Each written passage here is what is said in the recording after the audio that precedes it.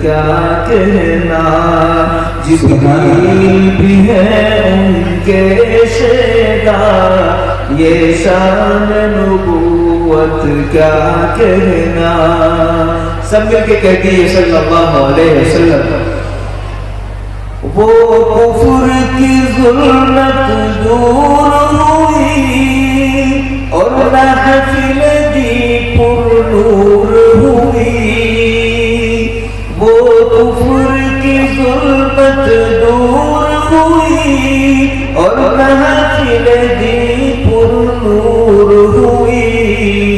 ये मेहर हुदा, ये मोहर हुदा, सुबहानल्लाह, ये सुबह सआदत क्या कहना।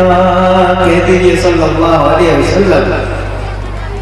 सुनिए, तस्बीह से दुनिया गूंज उठी, तकबीर का गुलता अर्श गया। तस्बीह से दुनिया गूंज उठी, तकबीर का गुलता अर्श गया। तासीर हिदायत सल्ले अला, ये जोश इबादत क्या कहना। बहरहाल ये अशार मुझे बहुत ज़्यादा परेशान कर रहे थे कि आपको सुनाऊँ, और ताकि थोड़ा सा माहौल भी आपके मुताबिक हो जाए, मैं तकरीर के लिए कफ़ा बिन्त कफ़ील को